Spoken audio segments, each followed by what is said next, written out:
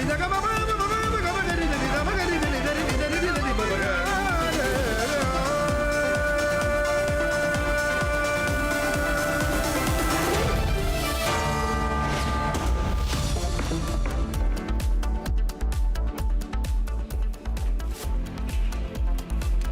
evening, viewers. You're watching the debate with me, Shavin Sen. Tonight, ladies and gentlemen, we put the spotlight into what's really happening in West Asia. As Israel has opened up a new front altogether, can the world really handle another war which has now started? What are the repercussions of it? How exactly will the Middle East really respond to it? Remember, India has made multiple efforts of bringing in dialogue amongst these warring nations. But the reality is this, ladies and gentlemen, we're dealing with several rogue states. And can they really be reined in? That's our focus on debate number one. At 8:30 this evening,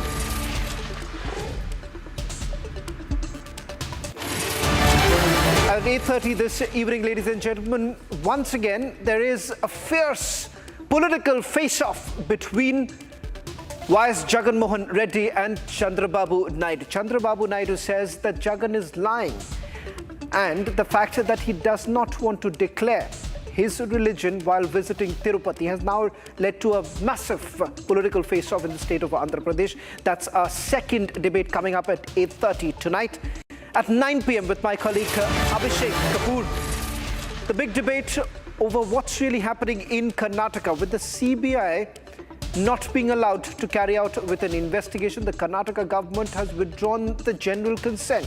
Is Siddaramaiah really afraid of a full-fledged investigation to be carried out? So far he was saying that he has nothing to be afraid of. If that's the case, then why not allow the Central Bureau of Investigation to step in? That's the debate at 9 p.m. tonight. And then we also have yet another attempt that has been made to perhaps once again ensure that one particular community is on the edge, only because of the fear-mongering that still continues. And why should anyone have a problem with the statue of Rani of Jhansi? That's the debate coming up at 9:30 this evening. Let's now take you through the headlines we're tracking on this Friday evening.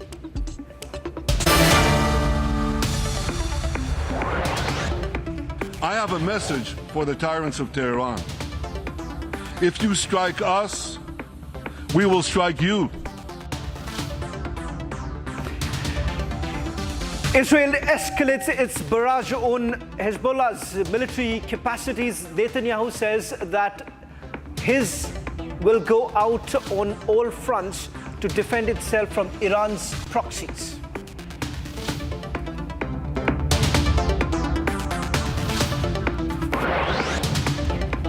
Amid the Tirupati Prasad adulteration row and charges against former Andhra Pradesh Chief Minister Jagan Mohan Reddy has cancelled his visit to the Tirupati temple, accuses Naidu government of stopping YSRCP workers from visiting the temple.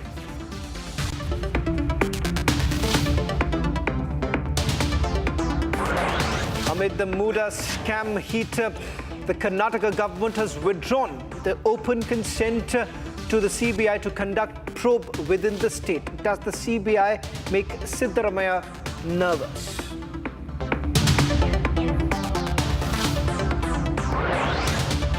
A political tussle has erupted over the reinstallation of Rani of Jhansi statue at the Shahi Idgah Park.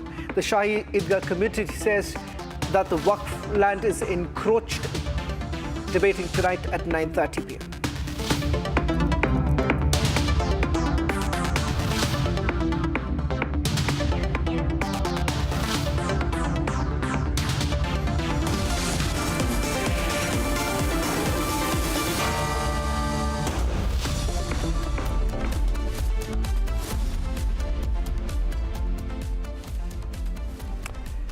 Ladies and gentlemen, a little less than a year ago, Israel witnessed one of the deadliest attacks carried out by Hamas terrorists. The attack, in fact, has gone down as one of the worst attacks in human history. The scale of the death toll was unprecedented in Israeli history. On the expected lines, Benjamin Netanyahu's government launched an all-out attack to wipe out Hamas. A year later, much of the objectives perhaps have already been met, perhaps from the Israeli perspective. Hamas can no longer carry out another October 7th. In fact, that's not the end. Israel has now opened a new front, an all-out war with the Hezbollah, a militant group whose sole agenda is to wipe out Israel from the face of earth. For 18 years put together, the conflict has been on slow fire. Tehran has been instrumental in arming Hezbollah as well as the Houthis. Is the world really expecting Israel to be a mute spectator when they are being fired upon from all sides? Can the world really continue to look the other side when the culprit lies in one country? Today, in the United Nations faced the exact same question. One on hand, it had the Lebanese foreign minister pleading for an international intervention to stop Israel. On the other, it had a very aggressive Benjamin Netanyahu, the Prime Minister of Israel, who said that for the security of his own country, he, in fact, is ready to go all out against all the terror proxies of Iran on each front. Netanyahu says that Hamas must go. It cannot be allowed to crop up once again, rearm itself and re-attack.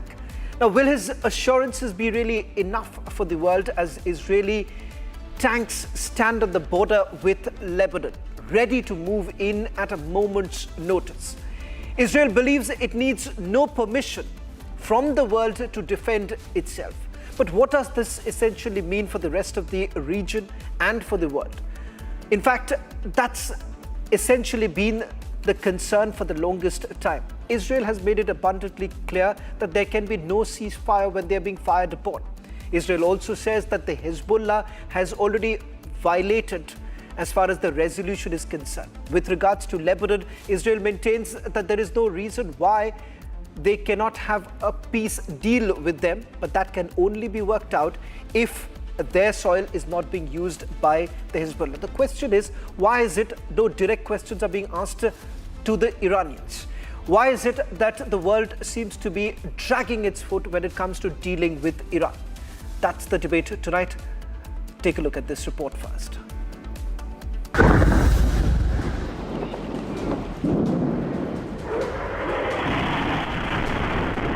Smoke continues to rise from Lebanon after Israel ramped up its airstrikes across the country.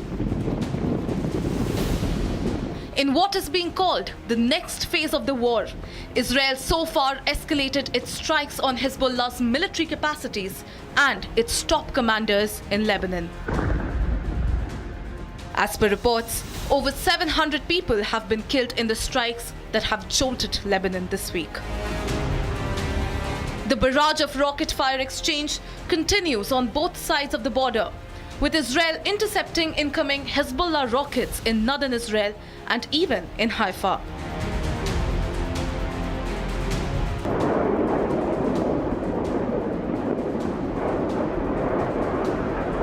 Amidst this, the Israeli defense minister has promised to increase security by hitting Hezbollah even harder.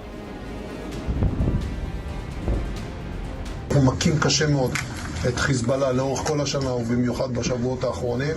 נוסיף ונגביר את המאמץ הזה. אנחנו מתכוונים להביא ביטחון ליישובים בצפון ולהחזיר אותם בביטחון, את אלה שעזבו אל הבתים שלהם כפי שצריך, ולהקנות לאלה שנשארו, כמו בעיר צפת, כל מה שצריך. שבת שלום.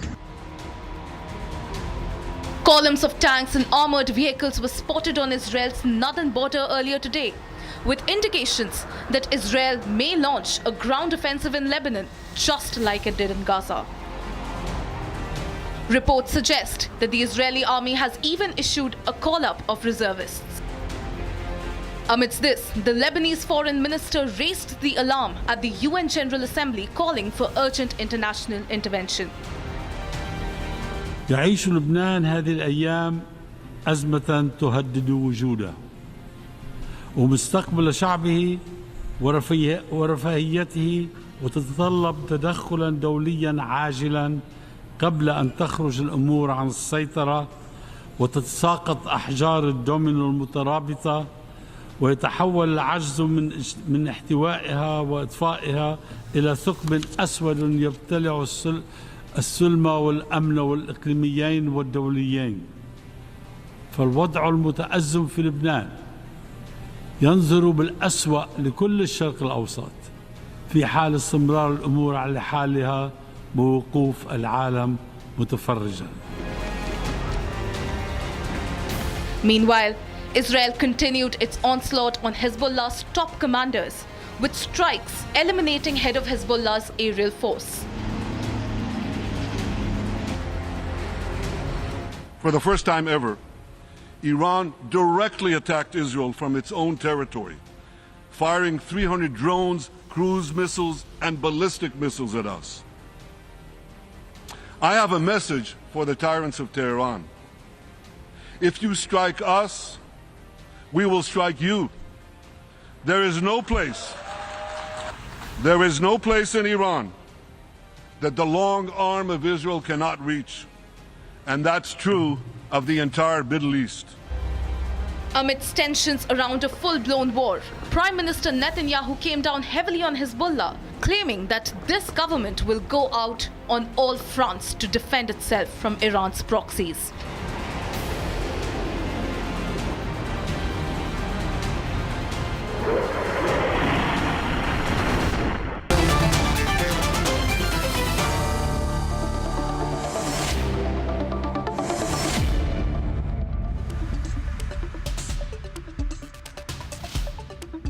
Well, some of the key questions that perhaps we need to answer tonight, ladies and gentlemen, is can this really continue in West Asia? And perhaps is there any end game to this? Professor Nalapat, I want to first begin by asking you the ramifications of a new front that has opened up. Israelis say that it is time to perhaps ensure that the military infrastructure of the Hezbollah is completely crippled. This is the question I've been asking the Israelis, that how suddenly are you really expecting things to change? You've seen what happened in 2006, ending up in a stalemate. We saw this happening in the 1980s. So how exactly are the Israelis suddenly hopeful of the fact that they would be able to tackle the Hezbollah, whose only sole agenda has been to wipe off Israel? Look, Shravan, I don't think that the Israeli leadership believes it has any alternative. And I would say that channels, if they show what happened on October 7, I think that would be a much better balance, if I may say so, in any discussion. Because what happened in October 7 was very reminiscent of what happened in the late 1930s and 1940s, early 1940s in Germany. I mean, the attempted complete elimination of a people simply because they belong to a different faith. I think, frankly, October 7, we have all seen the visuals, and frankly, the way the terrorists came across the border, the way they attacked the innocent civilian population. If I'm not mistaken, there was a music festival, a Nova music festival. Incidentally, the editor of Sunday Guardian was at the very site of the festival a few days ago, and she just returned to India safely. And but the fact is that this is reminiscent of those horrible days in Nazi-occupied Professor Nalapat, Europe. are you saying that this was inevitable? Notably in Germany. And I don't believe Israel believes there's any alternative but to eliminate all those who believe in the extinction of the Jewish state. The Jewish state has faced the Jewish people. There was no Jewish state at that time. That came about as a direct consequence of the Holocaust. And now it's the Jewish state. The extinction of the Jewish state is what Hamas wants, Hezbollah wants, Iran wants, and they are being, frankly, supported by China. Where do you think all the money is coming from? This is something which, frankly, even our friends in Israel are a little reluctant to admit. But the reality of the situation is that China wants to have fires burning all over the place.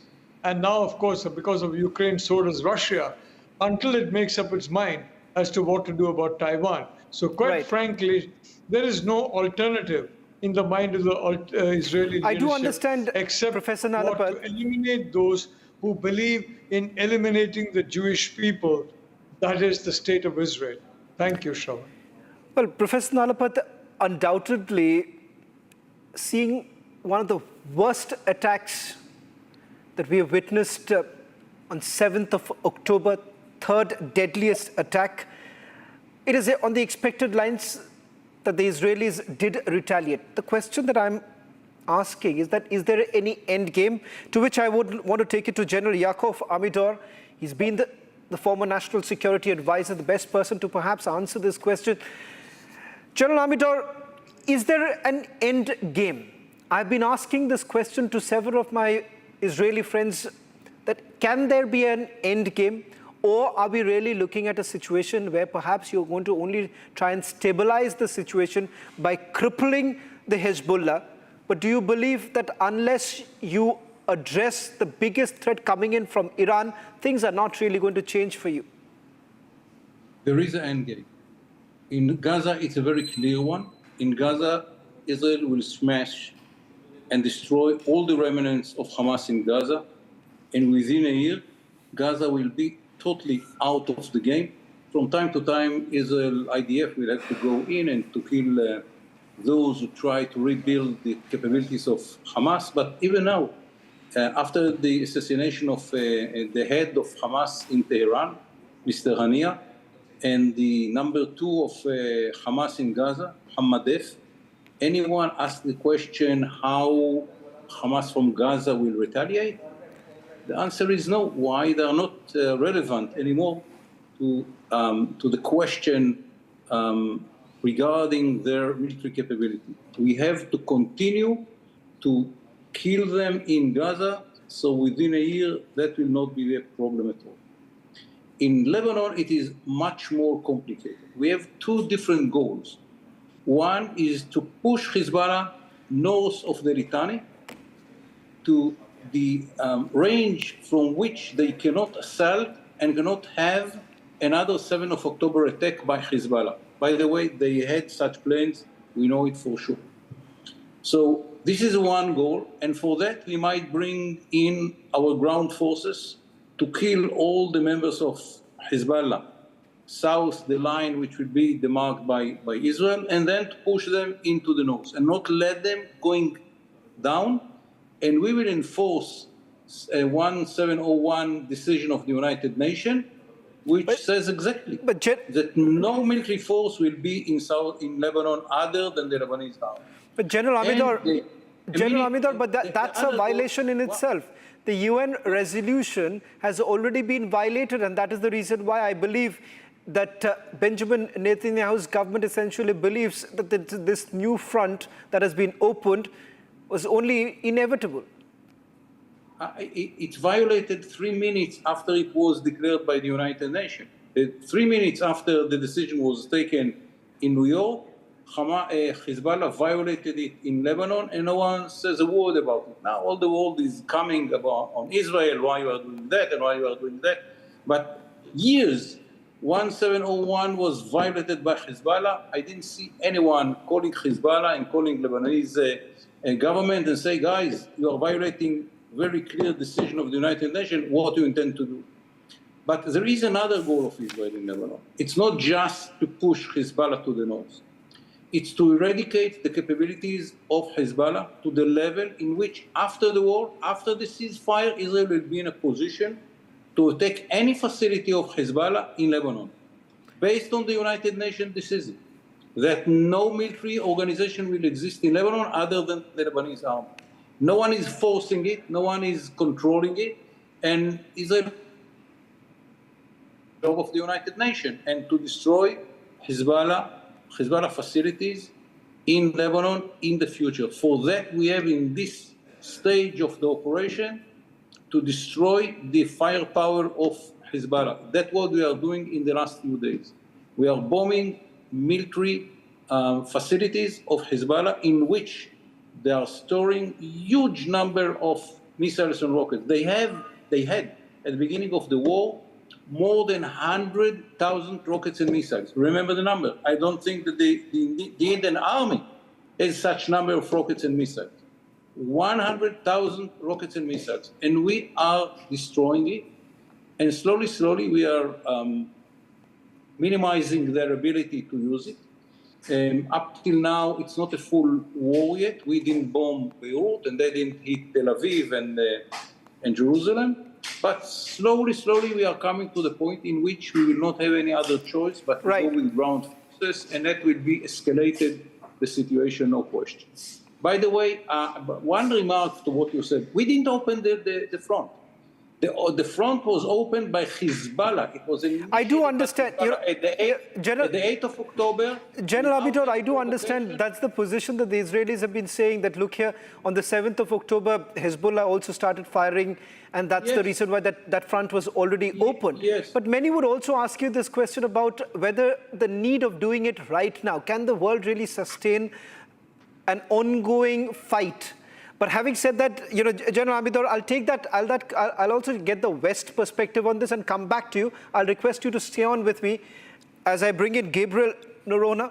Gabriel, in terms of the West's position on this entire matter, it seems that you've tried very hard, hoping that there would be a ceasefire, but it perhaps was too much to expect from the Israelis at this point in time. It was an unprecedented attack. To expect that the Israelis are going to accept some sort of a ceasefire was perhaps a little too much. But having said that, is the West essentially also failing? On the one hand, you have the Russia-Ukraine war that's raging on. On the other, now you have the war that has started off with Israel and the proxy war with Iran. Is the United States of America failing in controlling the situation in the West Asia? I think where the United States has failed in the past few years has been to try to always constrain America's allies rather than to put pressure on the adversary that is actually putting that pressure on. So in 2 years ago, it was applying pressure to Ukraine to try to get Ukraine to come and give concessions to Russia, when Russia just wanted to dismantle the Ukrainian state. And here it's been trying to have Prime Minister Netanyahu back down, give concessions to Hamas for a hostage deal, and then when that's rejected by Hamas, do more concessions and more concessions and more concessions, but not really putting pressure on Iran, not really putting pressure on the Lebanese government. The United States gives about $300 million a year to Lebanon. The sanctions that the U.S. brought in, Gabriel, the sanctions that were brought in by the United States of America was also not enough. The deterrent that you have been talking about has also completely failed. Somewhere down the line, while you have a conciliatory note that has been struck by the current Iranian president, but the fact of the matter is this, that they are still arming terrorist groups like the Hezbollah. So the main problem here is that President Biden's approach to sanctions has been very, very weak. They released numbers of sanctions. They have actually let Iran export about $100 billion in oil, whereas under President Trump and the maximum pressure campaign, Iran declared that it had lost $200 billion in revenue. They had to cut their support to Hamas and Hezbollah. And so this policy that's been advanced by the United States over the last few years has not succeeded in making the Middle East any more peaceful. There's this focus on de-escalation, but that focus is actually achieving the opposite result. And so I think that the United States needs to be putting all our support on Israel, pressuring Hezbollah and pressuring the Lebanese government. No one's talking about the Lebanese foreign ministry and the Lebanese army. They have been allowing a terror group to operate on their soil with impunity. They've been allowing a terror group to launch over 8,000 rockets at Israel, and they have not constrained them at all. There's been no calls from the international community for accountability for the sovereign state that controls Lebanese territory, allowing this to happen. And that's really shocking to me, I think.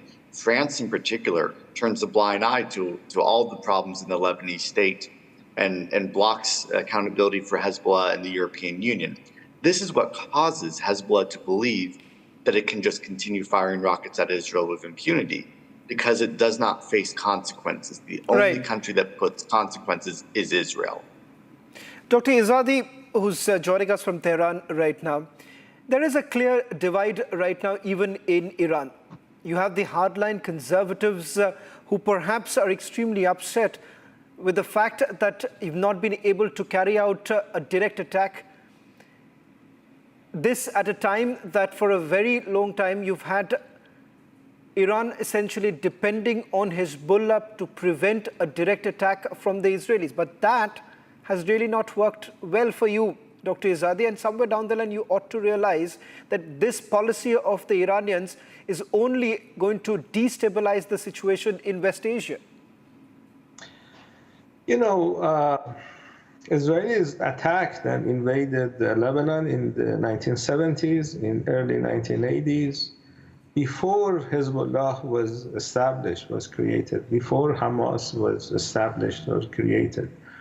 The Israelis have been occupying Palestinian land since 1948.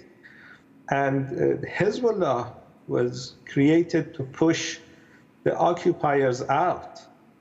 And I'm surprised on Indian television, with the very proud history of opposing colonialism, to hear the type of rhetoric that I've been hearing in the last few minutes. That's really amazing. India was a leading country in opposition to colonialism, and Israel is a settler colonial project. The man that spoke just a few minutes ago in New York is indicted by the International Criminal Court. He's a war criminal. This is not an Iranian professor accusing him of being a war criminal. This is International Criminal Court that has put an arrest warrant. If he wasn't in New York, if the UN headquarters were not in New York, if he was traveling Dr. to some other Izadi, city, can I then ask you a specific question? And defending Israel in that manner and accusing the people who are trying to defend themselves. Israelis have been killing more than 800 people, more than 50 children in the last few days. And having a show can I ask you, Dr. Izadi, supporting the how do you Israeli really line, explain? Okay. It's really amazing. Now, that's the position that you have taken, but that's the position that Iran has also taken for a very long time. Can I then ask you that after the attack that took place on 7th of October, there were certain meetings that took place in Tehran. How do you really describe those very meetings? Because at the end of the day, for many, the Hamas is a terrorist organization. The Hezbollah is a terrorist organization. For you, it may not, but for the world, it is. It is not. You know, if you're talking about the world, 124 countries, just a few days ago at the United Nations, voted and asked Israel to leave Palestinian territories. That's more than 2/3 of the world population, more than 2/3 of the world countries. We had 14 countries, which did not include India. Indian government is more sensible than you are. That did not include India, that supported the Israeli-American line. So if you're talking about the world opinion, majority of people in the world, including majority of Indians, I think, do not like to see a genocidal regime continuing unleashed, creating mayhem in West Asia. This is unacceptable. Killing civilians on daily basis, killing 20 or 30 children on daily basis for about a year should be really disgusting to anybody. And calling resistance movement, calling people who are defending the land terrorist organizations is really unacceptable. Professor, I think so we have come a long way.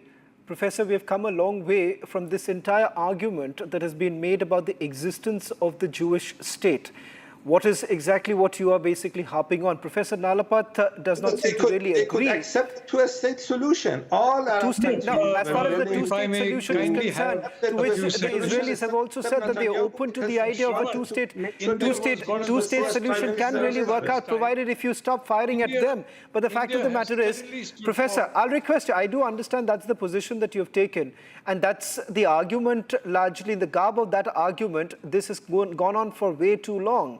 And somewhere down the line, we have basically tried to legitimize terrorist activities of the Hezbollah as well as the Hamas. Professor Nalapat disagrees with you. Let Professor Nalapat respond to you. Fighting the British occupiers, if they were India has supported Palestine. Okay, Right we from the have, beginning. but the question is, One this of is a the first global understanding. countries to recognize Palestine was India. And just a few days ago, Prime Minister Modi met President Abbas in Palestine, and a lot of support in the form of civilian aid has been going there.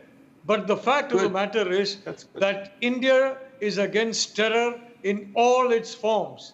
India has been a victim of terror. And may I point out, in some states in India, for example, in the north of India, terrorists were very active. They were supported from across the border. And what do we find? We find a country that we have consistently argued should be part of an international discussion, Iran taking sides with Pakistan, a state which frankly is sponsoring terror across the border. So please don't lecture us about Palestine. We are for Palestine and for the Palestinian people. They're a wonderful people. They need good education. They need a good industry. None of that will come so long as there are individuals controlling them, or other countries for that matter, who believe that there should be the extinction of the state of Israel. The Jewish people have a right to their homeland, and may I remind you, several Arabs have got a right to genocide. Are there They're and have got exercising equal genocide, rights, and no one in the world, state, including Israelis, or they don't have a group right to that calls for the exercise extinction of the Jewish Professor state. Izadi, Professor Izadi, I'll give you the opportunity to respond. I'll give you the Professor Izadi, I'll give you the chance to respond, but let Professor Nalapat make his point. And Israel, it does not support terror in any form whatsoever. And I think our Iranian friend needs to understand how strongly we have stood by Iran, against Washington, against London, against all these countries. I have stood by Iran and supported Iran several times in these fora. But to say that, to point fingers at us and say that, oh no, these are terrorists who are committed to a destruction of Israel. And that is not a legitimate objective, may I point out. And India cannot support I'm not criticizing India. India has been actually responsible. They are not one of the 14 countries that opposed the UN resolution the other day. India has a proud history of fighting colonialism, and using Israeli tactics, whether it's India or other places, is not really a good idea. We have never done so. Well, we have never used Professor, can I please ask you this question? Professor Nalapat, let me address the elephant in the room here. Professor Nalapat, I do understand, as far as India's position is concerned, the idea is not about Professor Nalapat. Can I just bring in the dimension here? Professor Nalapat, I just want to bring in this dimension which has been ignored for a very long time. It's not about India's position on this entire issue right now. That's not the major concern. The concern is, and let's address the elephant in the room. We are talking about, at the end of the day, while there could be a debate over the tactics or the fact that the Iranians essentially feel that this is to fight against the very existence of the Jewish state and what they call colonialism. Professor Yazdi, the fact of the matter is this: a terrorist act will be named as a terrorist act. The fact that on 7th of October, several innocent lives were lost cannot be glorified, while we have seen leaders in Tehran glorifying it. So that also needs to be called out. The civilians that were killed by the Israelis because they were surprised, and they were shooting at anybody who was alive. So you go back and look at the reports by independent journalists. That never happened. The people who have been in a cage for 17 years, the Palestinians who were in a cage for 17 years were under extreme sanctions and blockade.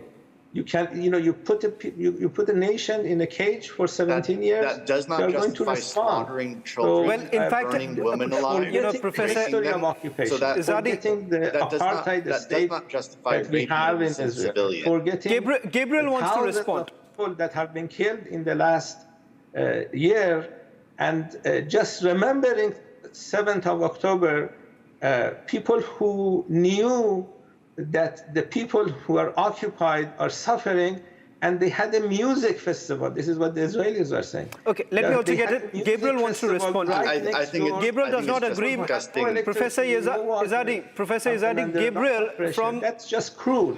And when you exercise cruelty for 76 years, when you exercise a state terrorism for 76 years, the people who are under the rule of state terrorism are going to lash out. And you shouldn't be surprised. That's why I'm saying that using Israeli tactics is not... Can I just quickly get in a point from Gabriel? Yes, I find it truly shocking here that anyone would justify what they did to young girls, raping them over and over and over again before burning them alive. To say that that's because they were suffering, that makes that right. I don't understand what suffering are they really talking about. That tells us everything we need to know about Hezbollah, about Hamas, about the Iranian regime, is that they'll make excuses for torturing people and burning them alive. If there are casualties in war, those are because they're military targets.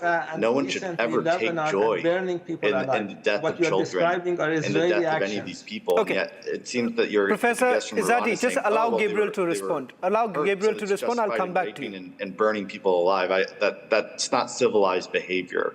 That's barbarian behavior. That's animal behavior. No one should ever justify any type of barbarian activity. And I think that's why a lot of people in India understand that Israel has a right to defend itself against these terrorists. People who murder children and burn people alive deserve to be pushed back. Somewhere down the line, we need to understand this.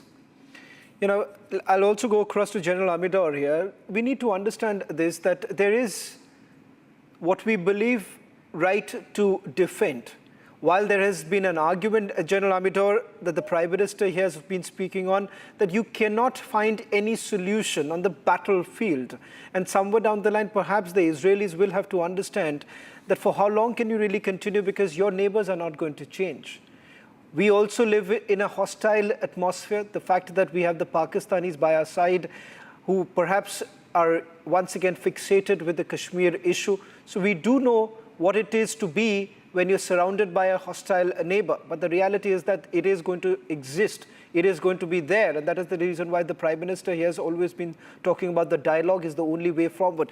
General Amidor, I want you to respond to some of the allegations that have been leveled for a very, very long time, that perhaps Israelis aren't willing to sit on the negotiating table and look for a solution. The two-state solution for a very long time is still pending.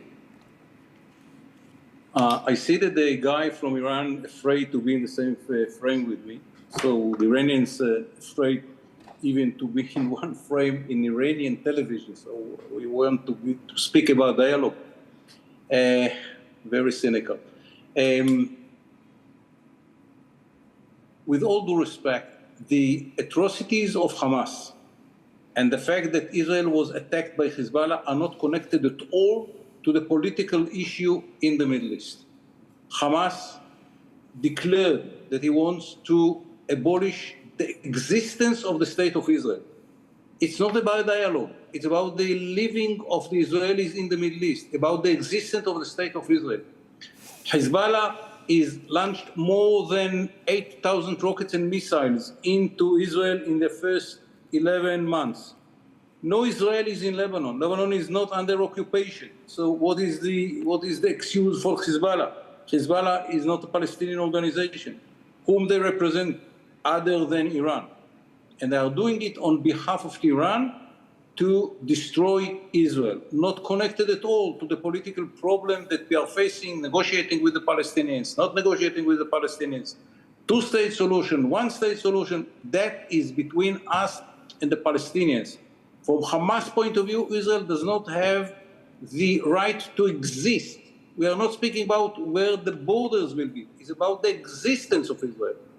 From Hezbollah point of view, Israel should not exist from the beginning. And look, the Iranian guy afraid to be in the frame with me because he doesn't have any claim connected to logical issues.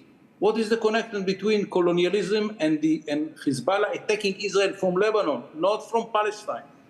From Lebanon, and no Israeli soldier is now in Lebanon, might be in the future, if it will be a need. And I want to say something about the Iranians. Look, the Iranians built a ring of fire around Israel. They are controlling Hezbollah, they are controlling the Houthis in Yemen, they are controlling the Shiite militias in Syria and in Iraq, and they built Hamas. They invested huge money in Hamas, and many Hamas members went to Iran to get training, and they taught the Hamas how to manufacture weapon system. They provide Hamas with weapon system. Remember the boat that we stopped in the Red Sea a few years ago. Why it is so important? Because at the end of the day, Israel will not have any other choice but to deal with Iran. All these proxies of Iran are fighting Israel from countries near Israel or far from Israel. The Houthis are far, the militias are far, but in Syria, in Lebanon, in Gaza, in the West Bank, Iran is behind all these organizations. Iran kidnapped through Hezbollah Lebanon. You know, they are speaking about the situation in Gaza. Before the war in Gaza, there were more hours of electricity than in Beirut. You know why? Hezbollah is the answer. Hezbollah kidnapped Lebanon and destroyed. The Lebanese had less hours of electricity than the people of Gaza before the war. So they can say whatever they want. Iran is all over the Middle East, killing people. General Amidor, can I just... By the way, I was the National Security Advisor when we helped the Indians to find a cell of Iranian intelligence guy who succeeded to recruit an Indian citizen that he put a bomb in the car of the Israeli embassy. Gentlemen. And these are the Iranians. And these Iranians in India, not Iranians in Israel. What excuse to do it in India? So all the lies of Iran should be not taken seriously. Israel will fight those who try to eliminate... Gentlemen, there is absolutely no doubt about the fact. And I believe this only because for a very long time, perhaps you have ignored what's really happening in the backyard of Tehran. And that needs to be addressed. And if at all there has to be stability in West Asia, one will have to perhaps address the larger concerns that are emerging from this. Gentlemen, thank you very much for joining us on debate number 1. You've had the Israeli as well as the Iranian perspective on this entire matter. And remember, ladies and gentlemen, that remains a bigger concern as things are now spiraling out. Should we focus now to the big Laddu controversy, which is still spiraling into a vicious war of words between the TDP and the YSRCP. Today, both Chief Minister Naidu and the former Chief Minister came out with their own press conference to level more allegations. Jagan Mohan Reddy, in fact, was slated to visit the Tirupati temple tomorrow. However, at the end moment, he's actually called off his visit. He claims that TDP is not allowing him to carry out his visit as his party workers were arrested by the police in a vindictive bid to stop him. Meanwhile, Chandrababu Naidu came out lashing out at Jagan Mohan Reddy for making false claims, asking him whether anyone has actually stopped him from visiting Tirupati temple. On the one hand, you have Jagan who refuses to believe the forensic report on the Laddus. On the other, you have Chandrababu who says that faith takes the center stage in this round. Where is this issue essentially heading? Was Jagan's plan to visit the temple just a political gimmick? Take a look at this report and then we begin the debate. Under fire over the alleged adulteration of Tirupati Laddus during its term at the helm. Is the YSRCP now playing the victim? During the press conference, Jagan hit